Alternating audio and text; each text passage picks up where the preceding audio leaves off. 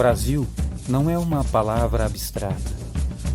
Brasil é cultura, é tecnologia, é ciência, é agricultura, é natureza. Brasil é uma construção. É coletividade, é cidadania, é luta por direitos, é diversidade, é um projeto popular.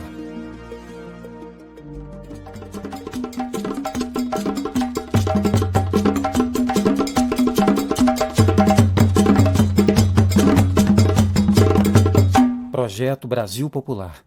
O povo constrói a mudança. Olá a todas e todos que estão nos escutando. Bom dia, boa tarde, boa noite, a depender do horário e do local que você está nos escutando e nos assistindo. A gente está com mais uma edição do nosso programa do Projeto Brasil Popular, feito em parceria com a TV 247 e o Brasil de Fato.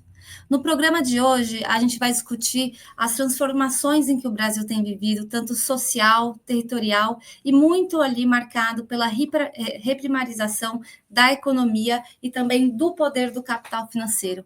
A gente sabe que essas transformações não dizem respeito só à economia, mas também impactam a democracia, a soberania e o próprio futuro do Brasil. Por isso que a gente traz aqui no nosso título de hoje, qual é o Brasil do futuro? Então, a gente vai discutir, começar esse importante debate que está no centro do debate público e político. Vamos começar com o professor Márcio Postman, economista e atual presidente do IBGE. Márcio, seja muito bem-vindo. Obrigado pela sua presença. Olá, Karina, e todos que nos acompanham. Para mim, sempre é uma oportunidade de um diálogo sincero a respeito do nosso país e, sobretudo, suas perspectivas na construção do seu caráter mais popular. Então, estamos à disposição para esse diálogo. Então, bora lá. Professor, como eu já adiantei um pouco aqui na introdução, a gente tem visto grandes transformações no Brasil, né? Tanto ali esse processo da reprimarização da economia, esse peso crescente que a gente tem visto do agronegócio, das commodities, mas que a gente sabe que são transformações que elas não são só econômicas, ela acaba afetando também o mundo do trabalho, a renda, a organização das cidades e também até o próprio sistema democrático. Como você avalia o atual processo dessas transformações que a gente tem visto e quais esses impactos tem gerado na estrutura social e também num próprio projeto de país? É muito importante reconhecer, né, que o Brasil é um país em construção, e esta construção ela vem sendo conduzida por visões, projetos distintos, né? Nós tivemos, eu diria, do ponto de vista histórico, olhando os mais de 200 anos que constituem a independência nacional, depois de mais de 3 séculos de colonialismo, o Brasil, na verdade, teve 2 projetos de nação que fugiram da perspectiva liberal, ou se quisermos, nos dias de hoje, neoliberal, né? Nós podemos entender o Segundo Império, de 1840 a 1889, como um projeto de transição do país de uma economia mercantil, assentada no trabalho escravo, por ações graduais, diga de passagem, lentas, né, desta transição, que praticamente ganha importância a partir de 1850. 1850 é uma data importante por várias razões.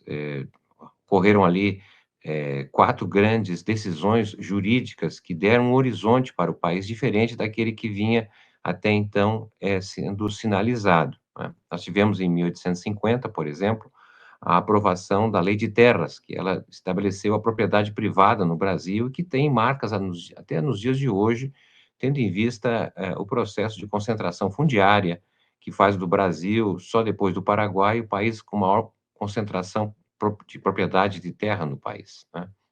Nós tivemos também uma segunda lei importante, que foi a lei que estabeleceu o Código Comercial, ou seja, as trocas entre pessoas, negócios se dariam através de contratos e um poder judiciário para poder avaliar, resolver conflitos, né? Tivemos uma terceira lei inovadora, que foi aquela que estabeleceu o fim do tráfico negreiro no país, que era, naquele momento, a principal atividade econômica pela qual o país era conduzido, né? E o fim do tráfico negreiro, basicamente, criou uma geração de investimentos muito importantes, deslocamento da atividade comercial escravista para atividades produtivas. Tivemos o Barão de Mauá, que foi um protagonista das expansões produtivas do país, basicamente até 1865, quando tem, então, a Guerra do Paraguai, que aí desvia o país de um rumo pela qual aparentemente estava se encaminhando, né? E tivemos uma quarta lei que não foi estabelecida, não foi implementada, que foi a lei sobre a contagem populacional, o censo demográfico, era para ter sido feito em 1852, depois acabou não sendo feito. Nós tivemos, então, nesse sentido, um segundo projeto de futuro do país, pelo menos de organização que não fosse liberal, a partir da Revolução de 1930.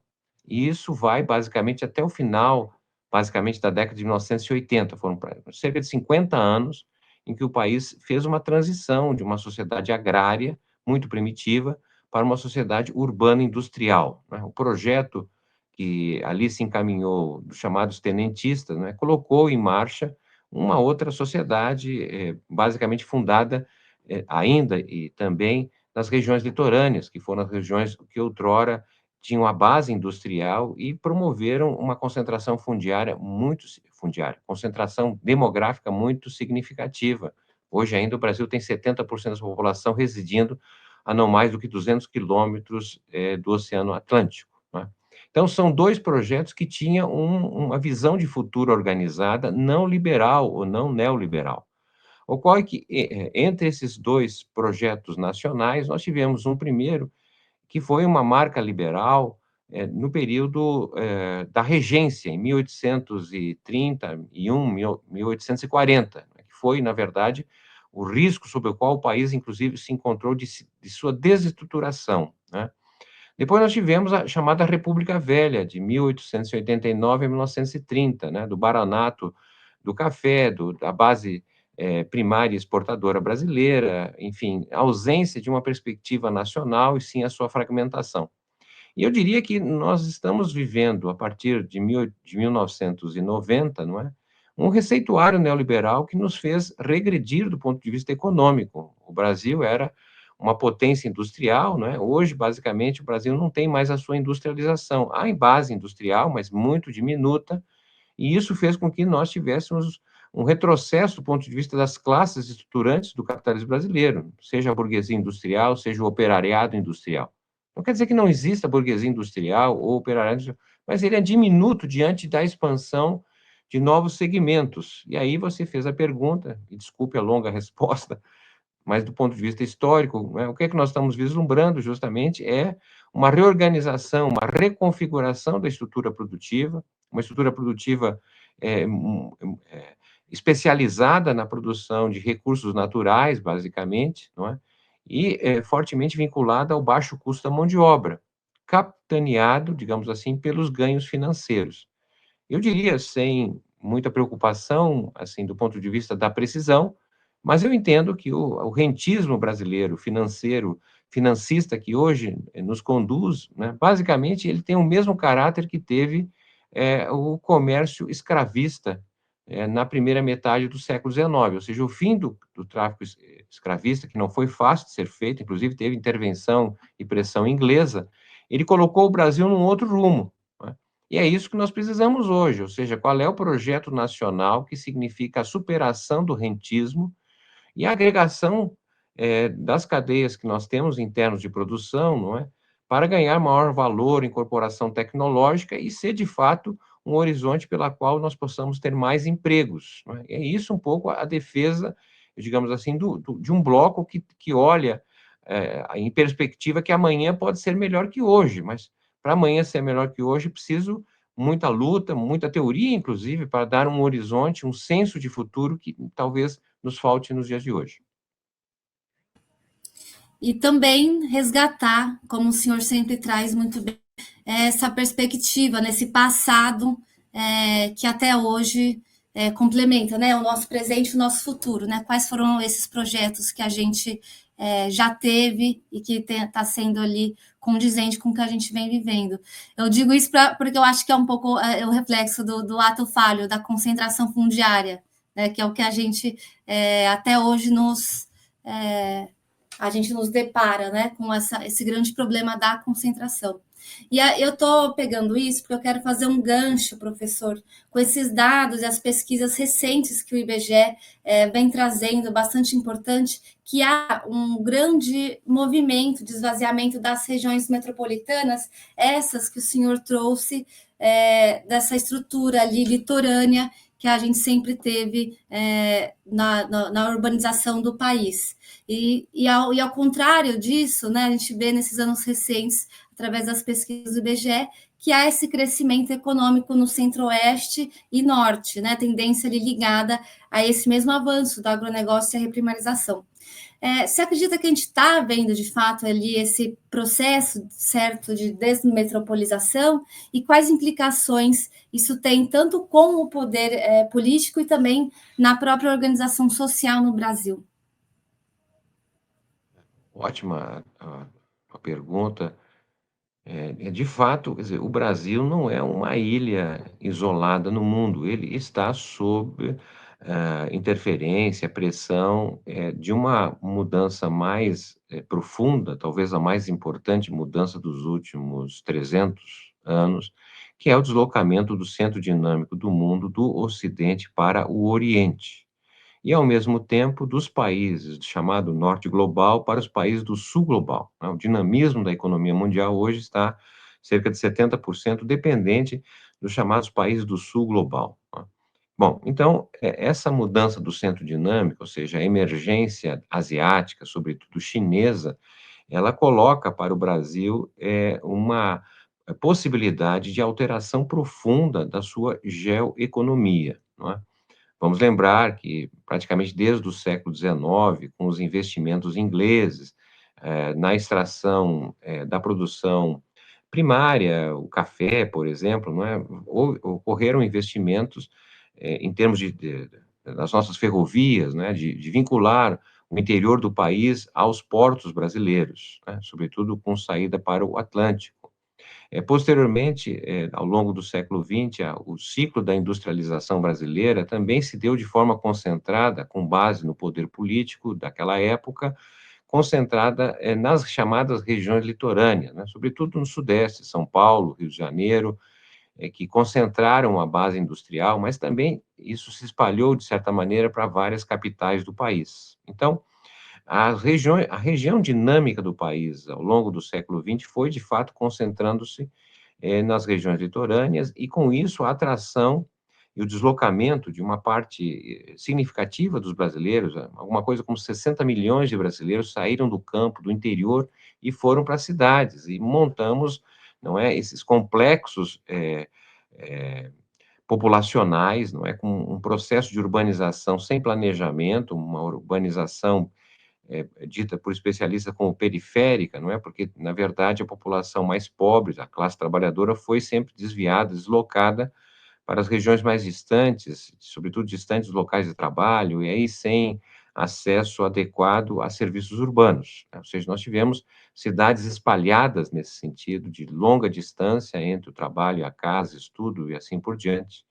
Bom, tudo isso, na verdade, foi se esgotando a partir do final dos anos 1980, com o receituário neoliberal, que praticamente levou à desindustrialização do país e, por consequência, uma espécie de ruína da sociedade industrial, não é? Nós podemos, isso é visível, não é, a olhos nus, mas também os dados apresentam, na verdade, que, de maneira geral, as cidades no entorno da costa atlântica brasileira são cidades com baixo dinamismo econômico, porque foram perdendo a sua base industrial e, de certa maneira, sendo substituída pela presença de serviços, mas serviços, em grande medida, de baixa produtividade, baixos salários.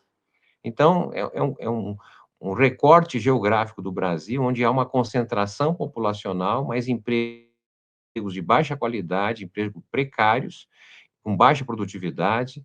Então, nesse sentido, nós temos o atraso brasileiro se concentrando nas regiões litorâneas. Eu estou falando de maneira geral, eu sei que tem situações e exceções díspares, né?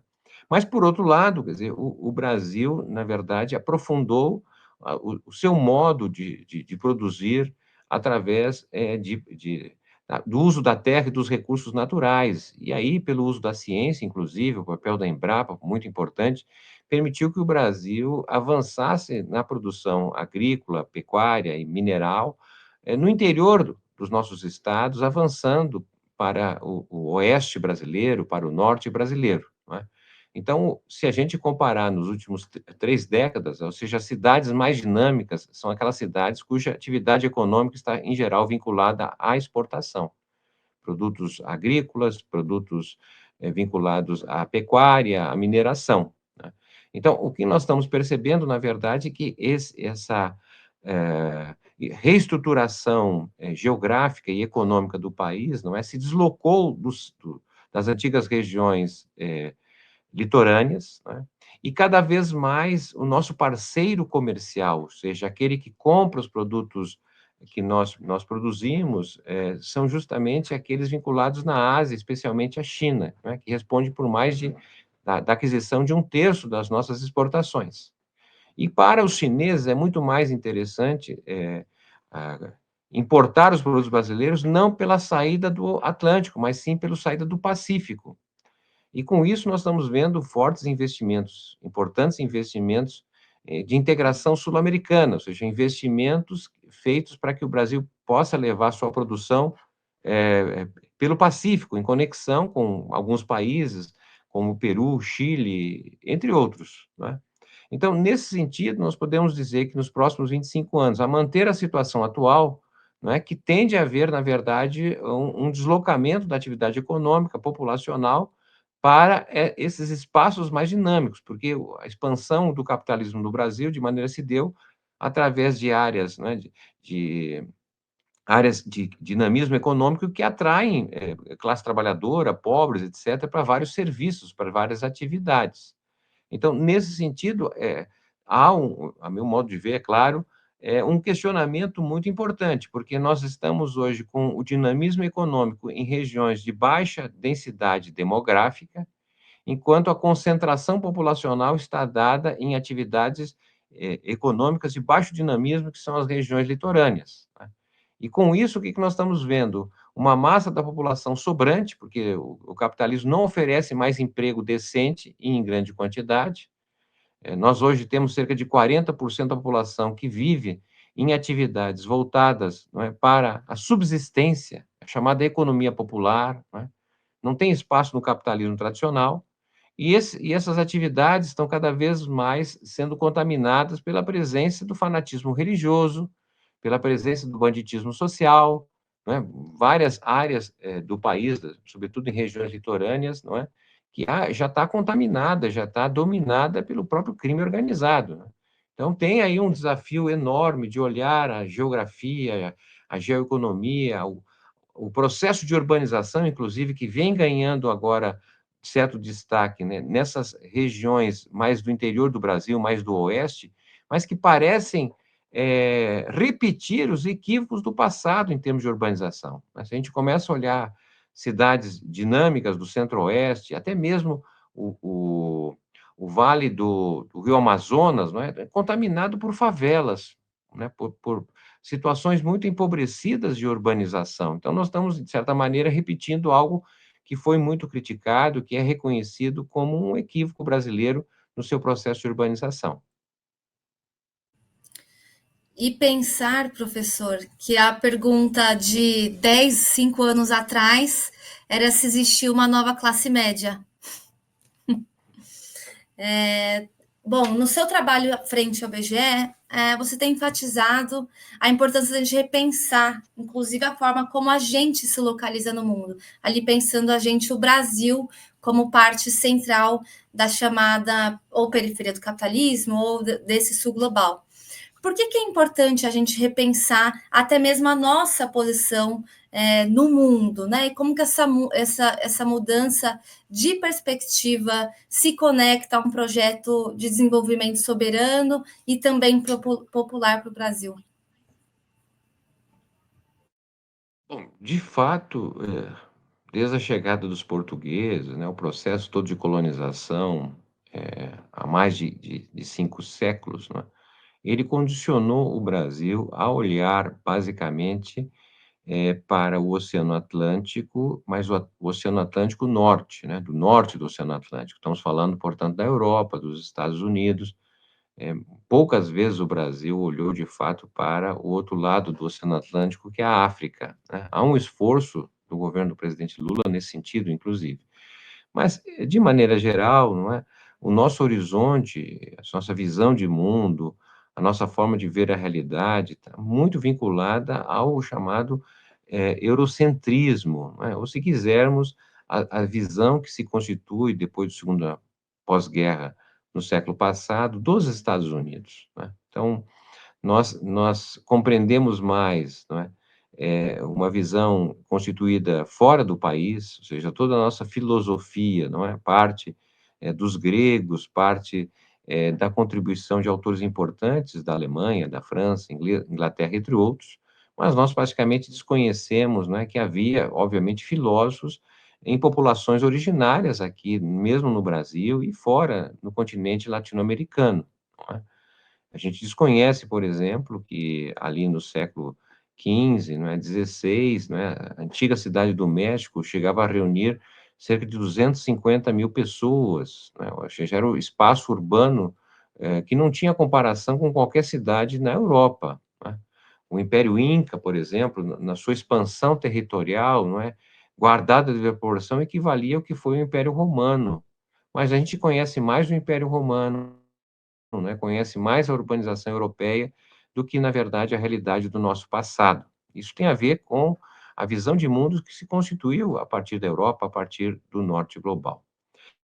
Bom, o que que nós estamos assistindo hoje, não é? Que, obviamente, a se manter a realidade na Europa, não é, nos parece cada vez mais países que se constituem uma espécie de museu a céu aberto. Tem muito a dizer sobre o passado, mas quase nada sobre o nosso futuro. Eh Países que, na verdade, ganharam dimensão no mundo pelo uso da guerra, né, pela partir da invenção da pólvora negra. Bem, e nos Estados Unidos, não é, também penso que são, obviamente, todos países importantes, mas têm pouco a nos dizer, né, porque estão assentados num padrão de consumo, um padrão, que tem, na verdade, forte, ação contrária ao meio ambiente, como sabemos, ou seja, é impossível se imaginar um mundo com o padrão de produção e consumo que vem dos países do norte global. Então, é por isso que entendemos que nós precisamos, protagonizar o papel do Brasil, o papel do sul global, e uma das formas, não é, de gerar reflexão, dos brasileiros em relação ao seu papel no mundo, é também olhar os nossos símbolos, né. Nesse sentido, o mapa mundi, que se diz invertido, porque também não sabemos o que que é sul ou norte, não é, no planeta Terra, que é uma área circular que está sempre girando, mas, no nossa perspectiva é de gerar, na verdade, uma reflexão, não é, de por que que a ideia de que o superior está na parte, definida como norte global e o subdesenvolvimento, a parte inferior, no sul global. Por que que nós não podemos mudar essa perspectiva? Porque isso constitui uma visão de mundo diferente, especialmente nesse contexto que o Brasil vem exercendo uma liderança no âmbito dos chamados países do G20. O ano passado, o Brasil liderou, colocou questões novas para serem tratadas, do ponto de vista da perspectiva nossa. Nós tivemos agora a liderança do Brasil nos BRICS, né, questões muito importantes foram ali tratadas, como a tributação, por exemplo, sobre os ricos e não sobre os pobres, novas formas de financiar o Estado, as políticas públicas. Então, sob esta liderança é que cabe justamente repensar o Brasil no mundo. O próprio IBGE liderou, no mês de junho, o chamado Triplo Fórum, né, que reuniu, na verdade, representantes dos institutos de estatísticas dos BRICS, dos países de língua portuguesa, dos países do Mercosul e também dos países que têm fronteira com o bioma amazônico. Tudo isso para ver se é possível criar novos indicadores, conceitos, pesquisas que mais nos interessam do que o que vem muitas vezes produzidas fora do país, né? Gerando a gente imaginar como se nós fôssemos um país europeu ou algo desse tipo. Nós temos a nossa potencialidade, a nossa diversidade cultural, econômica, política, e o que nos impede, certamente, é a nossa desigualdade, né, em que privilégios são mantidos ao longo dos últimos séculos. Professor, já caminhando para a nossa última pergunta, eu queria fechar contigo sobre a questão de projeto, né? Ainda que a gente já tenha pontuado bastante sobre isso, mas fechar com uma questão propositiva. A gente falou bastante sobre também a questão do capital financeiro e do rentismo, mas eu queria trazer aqui um pouco na perspectiva da soberania nacional, né? Desse lugar que representa como até um bloqueio à soberania, à industrialização e à justiça social no Brasil. Na sua visão, como a gente consegue enfrentar o poder do capital financeiro e do rentismo e quais seriam os pilares, né, de um projeto nacional para o Brasil, né, para dar para o Brasil controle do seu próprio desenvolvimento, né, e retomar ou colocar, na verdade, um projeto soberano de economia e também sobre o seu território? Sim. Não, eu entendo que um projeto nacional, né, com esse alinhamento popular, né, feito pela participação social ampla, democrática e transparente, ele precisa, na verdade, nos dias de hoje, ser um projeto soberano do ponto de vista dos dados, né? Porque se nós olharmos há 200 anos atrás, as gerações de brasileiros que aqui se encontravam entendiam que, sem soberania política, não havia condições de estabelecer um projeto de país. Então, quando a gente olha, né, basicamente, ali, o debate na década de 1820, a soberania política é aquela que vai permitir que os residentes, né, tomem decisões, sejam elas positivas ou negativas, sem juízo de valor, elas pressupõem, na verdade, a decisão interna, nacional, né, porque em mais de 300 anos, as decisões vinham da metrópole portuguesa. Então, por exemplo, nós podíamos dizer que a escravidão no Brasil, não é, foi de responsabilidade dos portugueses, porque foram eles que definiram a implantação da escravidão. Agora, de 1822 a 1889, a escravidão foi mantida no Brasil por defesa, não é, dos residentes, ou pelo menos quem tinha poder de tomar decisões. Era uma minoria. Mas não podemos dizer, não é, que a escravidão era produto dos europeus ou dos portugueses, pelo contrário, é uma decisão nacional, né. Mas a ideia da soberania política é isso, tomar decisões internas.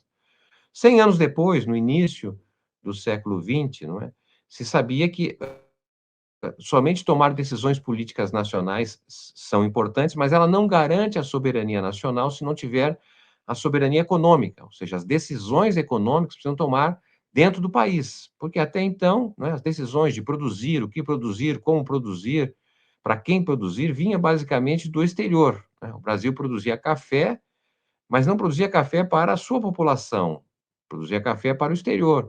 E se não tivesse quem comprar, não é, a produção não era vendida. Tanto é que, na crise de 1929, a grande depressão do capitalismo, em que não havia para quem vender o café, não é, a decisão tomada, por exemplo, foi que o governo comprasse o café e queimasse. Nem foi utilizado em consumo da população.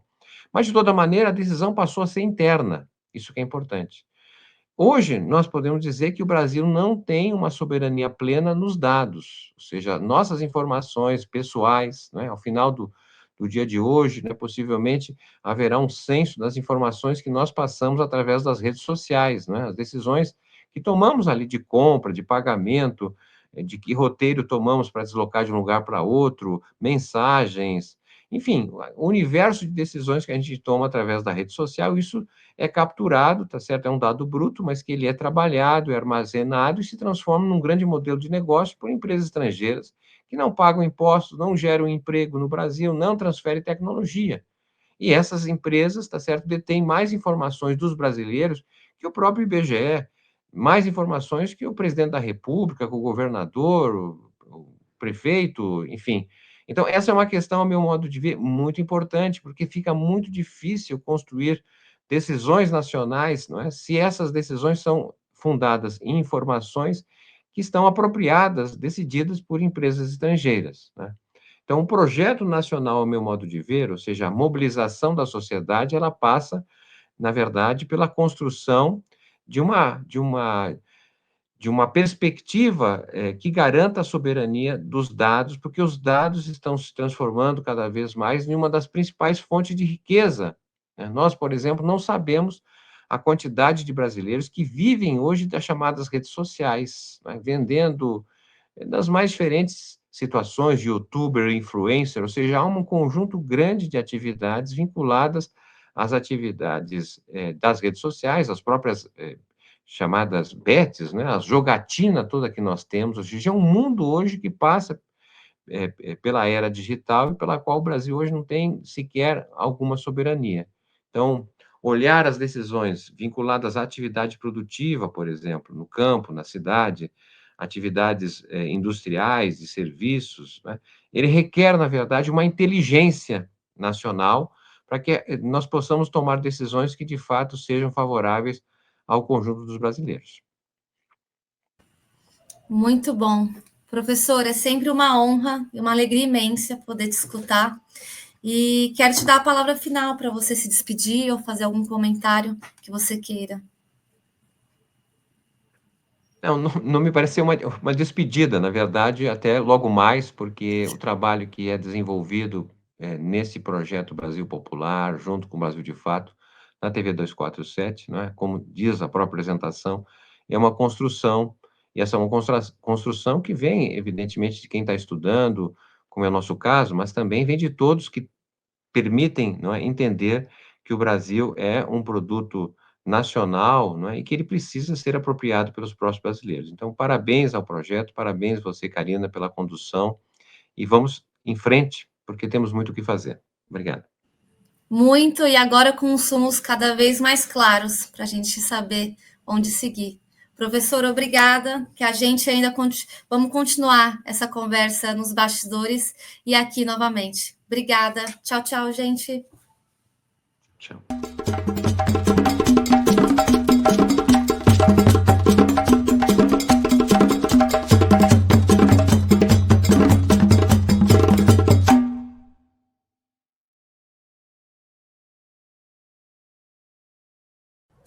Brasil não é uma palavra abstrata.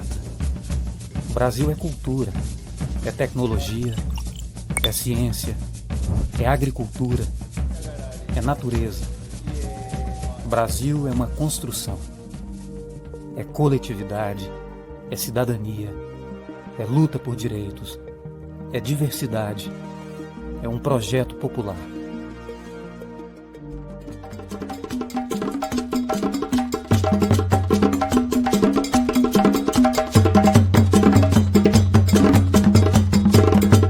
Projeto Brasil Popular. O povo constrói a mudança. Olá, estamos de volta. Mais um bloco aqui do nosso programa. Para quem nos vê e para quem não escuta, é só acessar o último programa para conseguir escutar e continuar a nossa conversa tão importante no dia de hoje. Bom, no bloco anterior, a gente conversou com o professor Márcio Postman sobre como o Brasil vive um processo de reprimarização econômica cada vez mais voltado à exportação de commodities, e também sobre como isso acaba reorganizando profundamente a economia, a democracia e o modelo de desenvolvimento do país. Mas essas transformações não dizem respeito só à economia, elas também se materializam no território.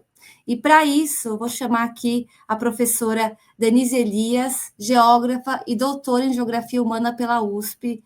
Denise, seja muito bem-vinda. Quero te agradecer aqui a sua presença. Para a gente é uma felicidade muito grande ter você aqui conosco para discutir um tema tão importante. Oi, Karina. Oi a todos que nos acompanham. É um prazer enorme estar aqui para compartilhar, discutir algumas ideias nesse programa tão importante, já que ele visa debater caminhos para um projeto popular para o Brasil, do qual estamos precisando bastante. Agradeço muito o convite.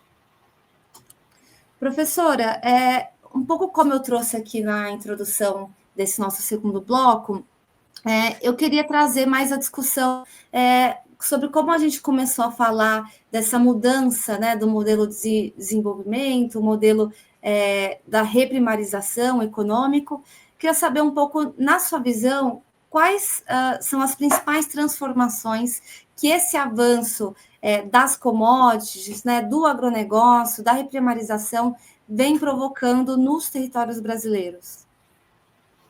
Bom, Karina, são muitas transformações e são bastante profundas e complexas, né? Eu começo destacando que eu vou alicerçar a minha fala considerando a tese que eu defendo e que eu venho repetindo para aumentar a possibilidade de debate, de que o agronegócio ele é um dos principais vetores de reorganização do território brasileiro, especialmente desde os anos 70, e ele é responsável pela reestruturação não só do espaço agrícola, mas também urbano e regional em todo o território do país, e vai incrementar, então, a urbanização e a reestruturação urbano-regional. Para melhor responder a essa questão, me parece importante voltar um pouco no tempo e no espaço. Quer dizer, desde a década de 70, parte importante da atividade agropecuária brasileira, ela passa por muitas transformações. E elas estão ancoradas, em grande parte, no mesmo tripé que sustenta o capitalismo, que é uma permanente reestruturação produtiva, o neoliberalismo, o ultraliberalismo, o avanço do capital financeiro, e o que vai culminar no que passou a ser chamado, especialmente desde os anos 2000, de agronegócio, que é um termo bastante polissêmico, carregado de ideologias e mitos. Mas nesse modelo de produção agropecuária, o grande objetivo é a produção de commodities agrícolas, agrocombustíveis, alimentos ultraprocessados, e não alimentos da cesta básica dos brasileiros. Naturalmente, com o objetivo de muito lucro, de renda da terra. Então, nós vivíamos, naquele momento, um período da revolução tecnológica, e, dessa forma, muita tecnologia, informação, capital intensivos passam a ser utilizados como forças produtivas, reestruturando os sistemas técnicos agrícolas, com a adoção de verdadeiros pacotes tecnológicos, né, insumos químicos, maquinários, biotecnologia, etc., que vai mobilizar grandes volumes de créditos estatais e um conjunto grande de outras políticas públicas, como muita pesquisa agropecuária, para que, numa nova lógica de organização da agropecuária, pudesse se implantar.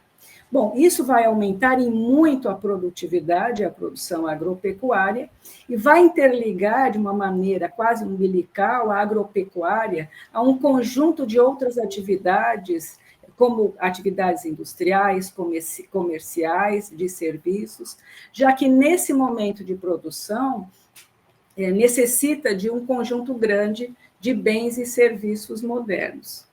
É importante destacar, né, que os agentes hegemônicos do agronegócio são grandes empresas e corporações transnacionais, sejam elas agrícolas, agroindustriais, indústrias metalmecânicas, indústrias de sementes transgênicas, de agrotóxicos, e também, naturalmente, o papel do Estado, muito importante, de grandes proprietários de terra. Paralelamente, então, a essa reestruturação produtiva, a revolução tecnológica ela atinge também os transportes e as comunicações, o que vai propiciar um crescimento da fluidez territorial. Assim, juntando as novas forças produtivas da agropecuária e a fluidez territorial, isso vai propiciar que muitas áreas que até então eram consideradas pouco atrativas para a produção agropecuária intensiva, elas passassem a ser também ocupadas.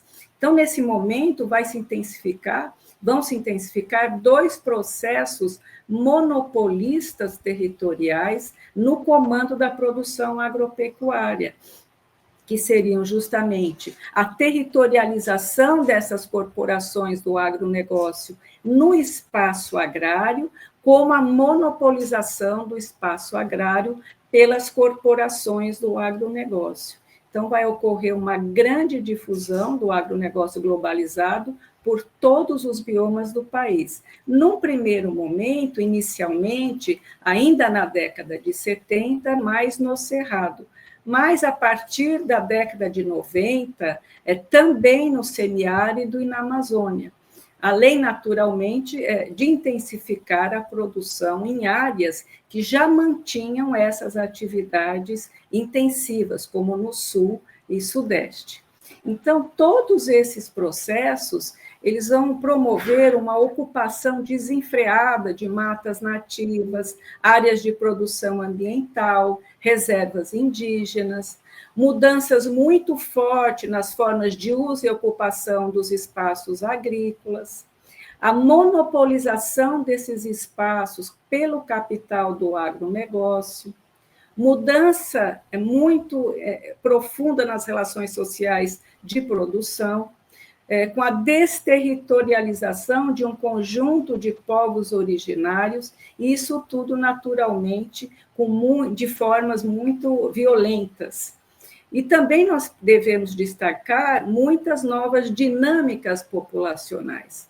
Quer dizer, com a desterritorialização, ocorre também, concomitante, associado um intenso êxodo rural, uma migração interregional, no primeiro momento, especialmente para o Sudeste, notadamente São Paulo e Rio de Janeiro, mas depois, a partir dos anos 90, 2000 de maneira especial, também uma migração intrarregional, em grande parte também para as áreas de difusão do agronegócio. Professora, como você trouxe, né, depois da década de 80, mais 90, teve essas transformações, a gente fala em transformação porque, historicamente, quando o Brasil se urbanizou, ele foi muito associado na urbanização ao processo de industrialização, né? E a gente vê hoje que é o contrário, é o processo de reprimarização. Só que naquele momento, esse processo de urbanização, ele também foi muito calcado com a migração, né? Campo-cidade, marcou muito a nossa organização territorial. Hoje, com essas transformações que você vem trazendo para a gente, que tipo de relação está se formando entre campo e cidade nessas regiões? E também que novas regiões produtivas vão surgindo, né, nesse processo? Bom, Karina, essa é uma pergunta importante, né? Se nós formos classificar a urbanização associada ao agronegócio, nós poderíamos dizer que ela é uma urbanização corporativa e fragmentada. Já que ela é calcada em interesses dessas grandes empresas e corporações transnacionais que dominam o agronegócio, e estas empresas, essas corporações, elas realizam um uso extremamente seletivo do território, já que os lugares, eles não são todos iguais. Eles se distinguem por diferentes capacidades de oferecer rentabilidade aos investimentos produtivos. Então, são diferenças naturais, técnicas, organizacionais. Isso vai levar ao incremento de um conjunto de especializações territoriais produtivas, o que vai, consequentemente, fragmentar o território.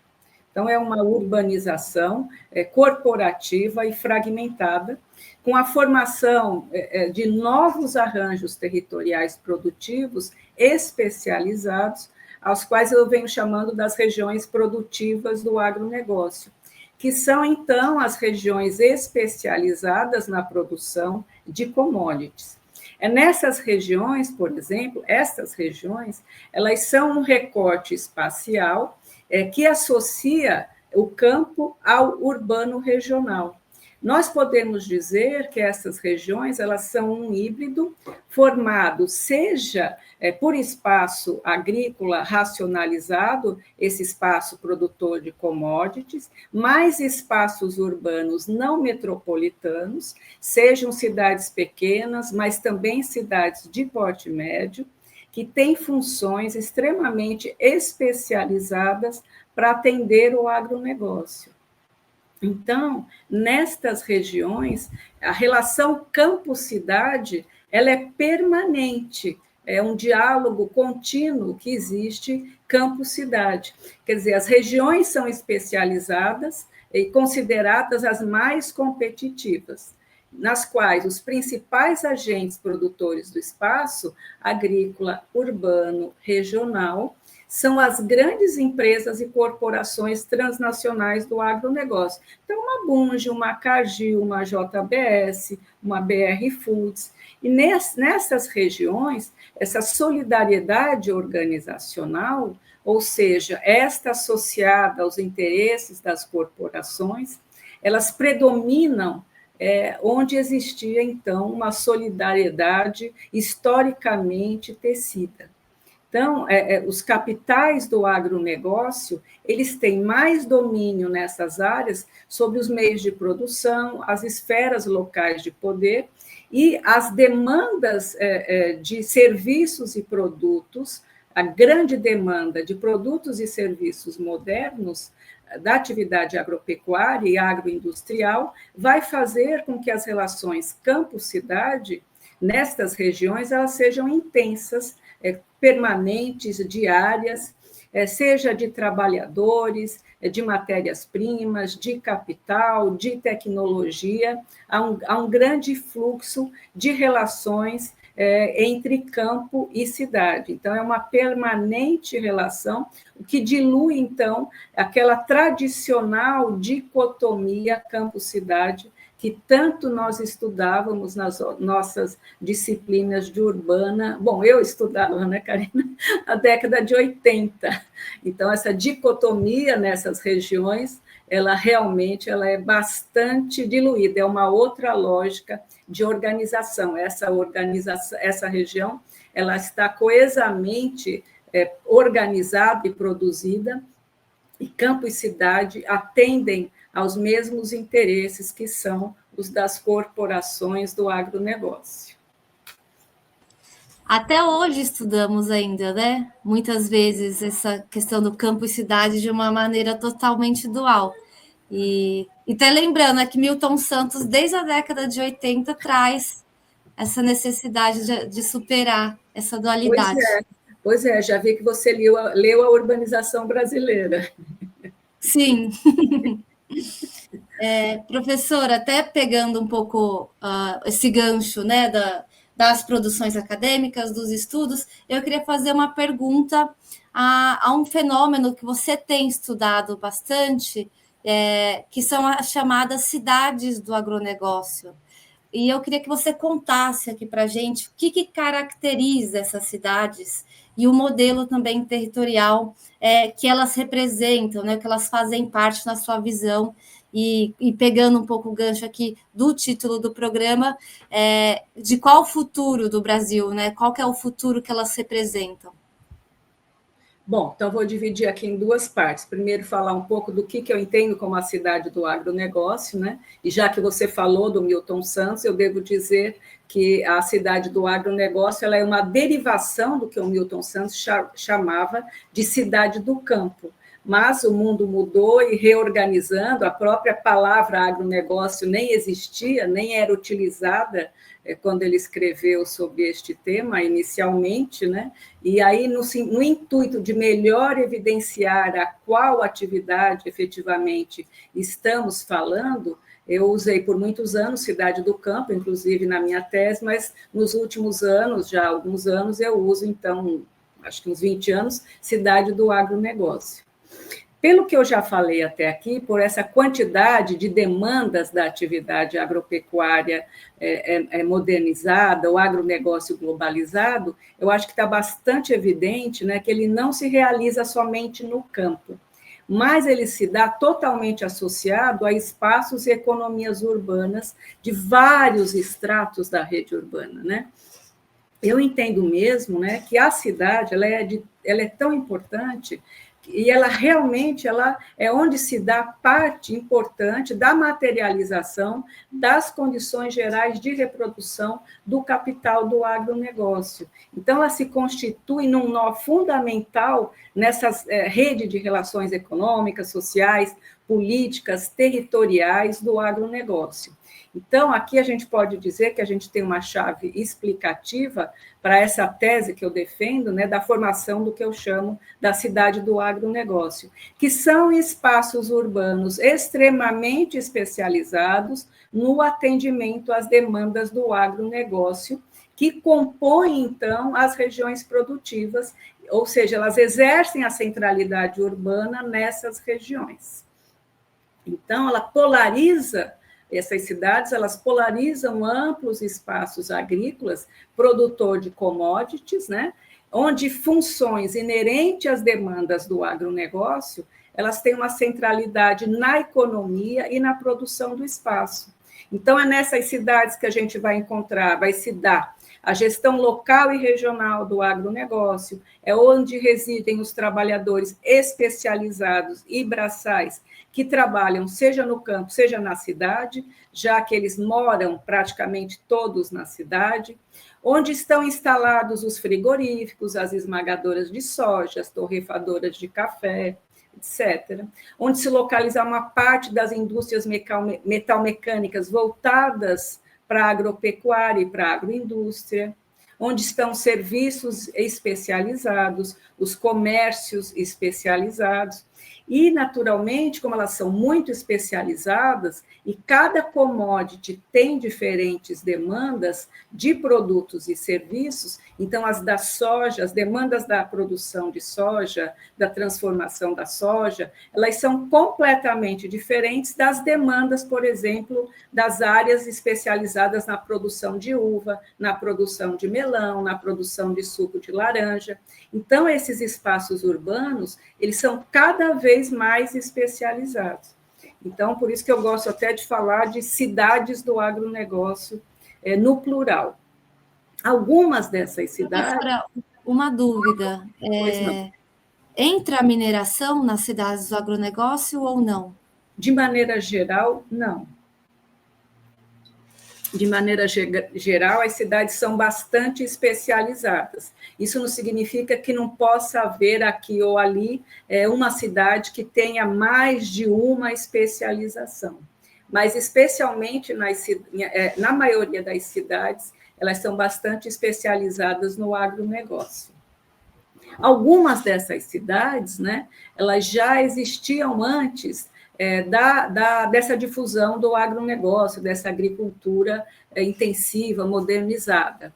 E elas são reestruturadas para atender aos interesses da economia, do território, do agronegócio. Então, por exemplo, nós podemos falar aqui de Santarém, no Pará, de Barreiras, na Bahia, de Balsas, no Maranhão, que são cidades que já existiam e são reorganizadas, reestruturadas, refuncionalizadas. Outras cidades, elas passam a existir a partir da difusão do agronegócio, a partir do desmembramento de municípios. Então, acho que entre os casos mais emblemáticos, podemos citar, por exemplo, Luiz Eduardo Magalhães, na Bahia, que se desmembra do município de Barreiras, Nova Mutum e Sorriso, no Mato Grosso, e um conjunto bastante grande de outras cidades que poderiam ser citadas. Então, todas essas cidades, especialmente as mais novas, especialmente as criadas como desmembramento a partir da difusão do agronegócio, elas apresentam importante crescimento do ponto de vista, seja econômico, territorial, demográfico, especialmente assim nos últimos anos, 20 anos de maneira avassaladora, mas algumas podemos voltar ainda mais para trás no tempo, né? E aí nós podemos ver, então, com todos esses processos, que há o incremento da urbanização, de muitas novas relações campo-cidade, da reestruturação de cidades, criação de novos municípios e reestruturação urbano-regional. E é interessante dizer que tudo isso vai levar, entre outros, a um verdadeiro curto-circuito da rede urbana brasileira. já que não é mais possível pensar naqueles esquemas clássicos de hierarquia urbana que eram válidos até a década de 80, ou esticando ainda um pouco até 90. Então, hoje, pequenas cidades dessas regiões produtoras de commodities, elas podem manter relações permanentes, complexas, intensas, por exemplo, com a Bolsa de Valores de Nova York, diretamente, sem passar por São Paulo, por exemplo. Ou, digamos, Uruçuí, lá no sul do Piauí, pode ter relações diretas com o escritório de fundos de investimento em Xangai ou Nova York. Então, isso quebra totalmente aquela hierarquia clássica, né? Então, é um verdadeiro curto-circuito. Isso indica também que a urbanização ela é menos macrocefálica, que era uma característica até a década de 80 da urbanização brasileira, mas isso também diminui, pois passam a crescer não só as metrópoles, as regiões metropolitanas, que continuam crescendo bastante, mas também agora um conjunto de cidades de porte médio e também de cidades pequenas. Por outro lado, e já partindo para pensar, eu estou aqui meio, não sei se eu estou no tempo. Estamos no tempo? Estamos no tempo. Tá. Então, por outro lado, terminando essa para puxar para a última ponto que você colocou, eu acho que a difusão do agronegócio, eu repito quase como um mantra para ver se as pessoas começam a acreditar, né? Que o agronegócio ele se ocorre de maneira espacialmente seletiva, economicamente concentradora, socialmente excludente, ambiental e culturalmente extremamente devastadora, e promove cada vez mais concentração de riqueza, crescimento de pobreza estrutural, acirramento das desigualdades socioespaciais por todo o território nacional, no campo e nas cidades, e aqui no caso não só nas cidades, nas regiões produtivas do agronegócio, aumento da histórica concentração fundiária, destruição da biodiversidade em todos os biomas do país, mudança radical dos sistemas alimentares, com aumento do consumo de alimentos industrializados ultraprocessados, cada vez mais presentes na mesa de todos os brasileiros, causadores de muitas doenças crônicas não transmissíveis e de muitas mortes, por exemplo, na época da pandemia de Covid, concentração econômica da produção dos alimentos industrializados, assim como da sua distribuição, que hoje são, no caso dos alimentos industrializados, umas 10 agroindústrias, e no caso da distribuição, umas 4, 5 redes de supermercado, cada vez mais determinam o que nós comemos e quanto nós pagamos por isso. O que tem também ocorrido paralelamente um grande aumento do preço dos alimentos, que é tratado cada vez mais como mercadoria e não como direito social. Então, as regiões e cidades do agronegócio, apesar de todo o dinamismo econômico que elas possuem, eu acho que elas são territórios de exclusão, de toda sorte de desigualdades socioespaciais. Então, são meros lugares de extração das riquezas, do fazer do agronegócio. É uma pequena parte do território do agronegócio e o território exatamente da extração das riquezas. Por isso, eu entendo que essas cidades do agronegócio, elas são efetivamente o reverso do direito à cidade. Então, são lugares que deixam bastante evidente, né, novas formas da dependência do Brasil. Aqui, alguns dos papéis que cabem ao Brasil na nova divisão internacional, na atual divisão internacional do trabalho. Até porque é nas cidades globais, especialmente fora do Brasil, onde o comando efetivo desse agronegócio se realiza. Bom, e pensando nas possibilidades, que foi o que você me perguntou por último, né? Eu acho que como possibilidade, essa é uma parte também bastante complexa, mas que é muito importante a gente tentar realizar essa reflexão.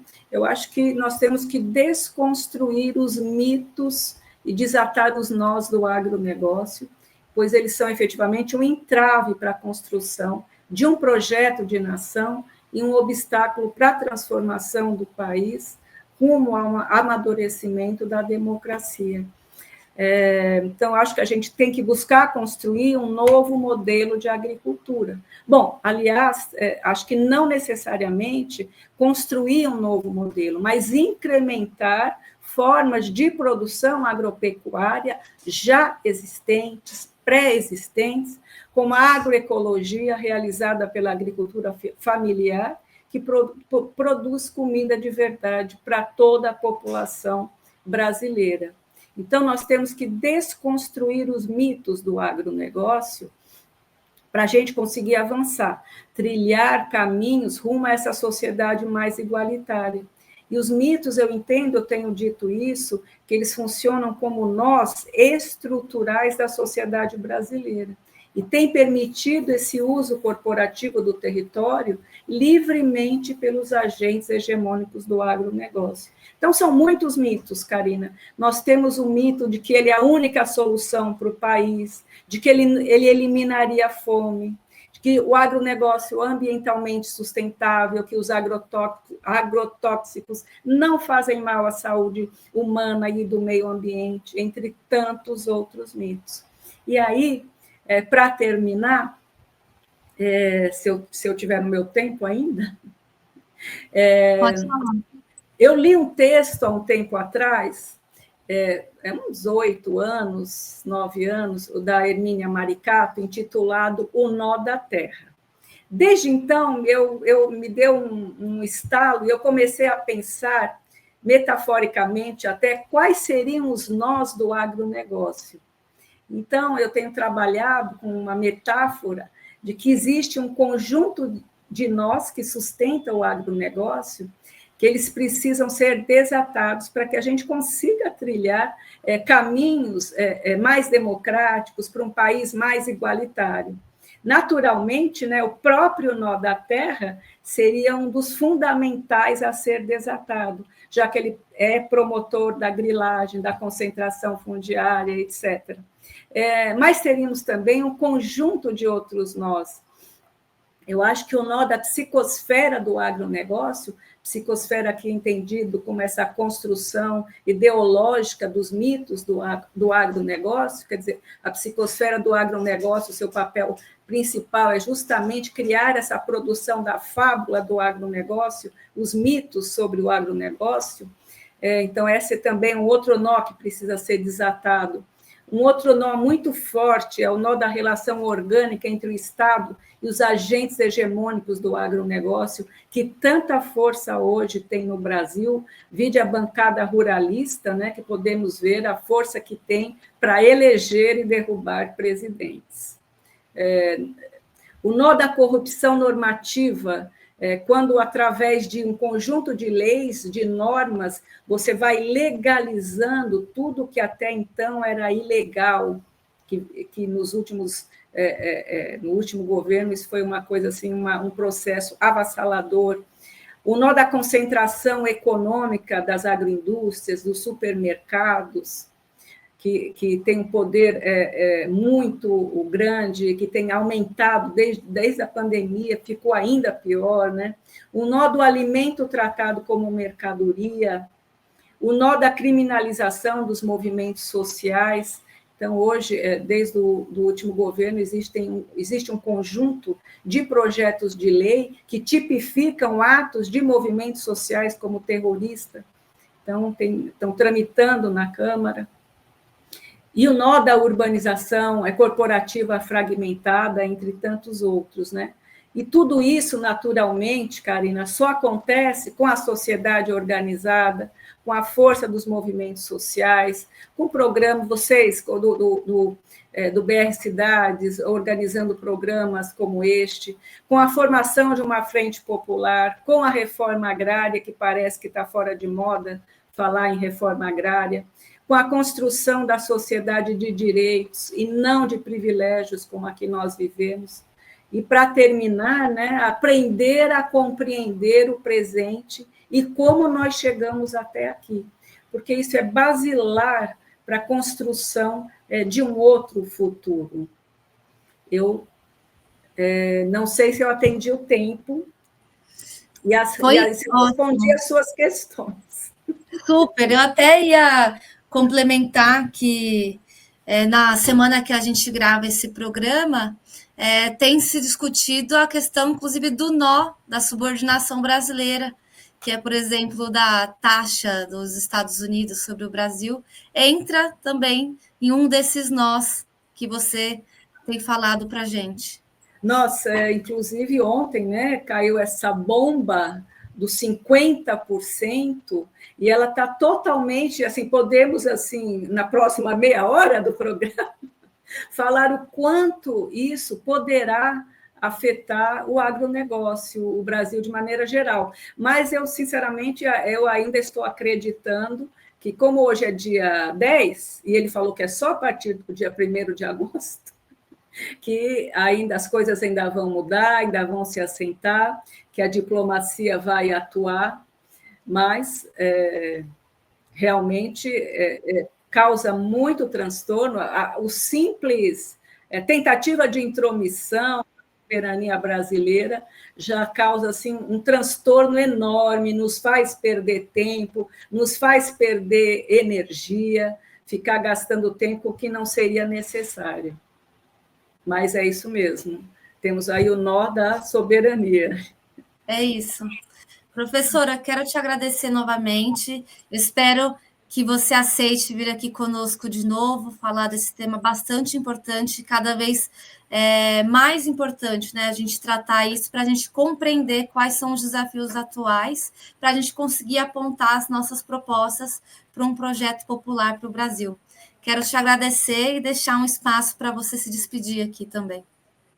Bom, na verdade, eu que agradeço o convite, eu fico feliz que esses temas que durante tanto tempo eu era muito solitária para trabalhar com eles, para discuti-los, eu fico feliz que agora as pessoas também estão percebendo toda a importância dessa temática para a reconstrução do Brasil, melhor compreendê-la para podermos avançar na reconstrução do país. Agradeço demais e parabenizo você, Karina, e toda a equipe do BR Cidades, do Brasil Popular, por essas iniciativas tão importantes. Que bom que vocês existem. A gente que te agradece. Obrigada, gente. E vocês não esqueçam, todo sábado, 13h, a gente está aqui de volta para discutir algum tema importante que vai incidir nesse projeto popular que a gente quer construir em conjunto. Tchau, tchau. Tchau, muito obrigada.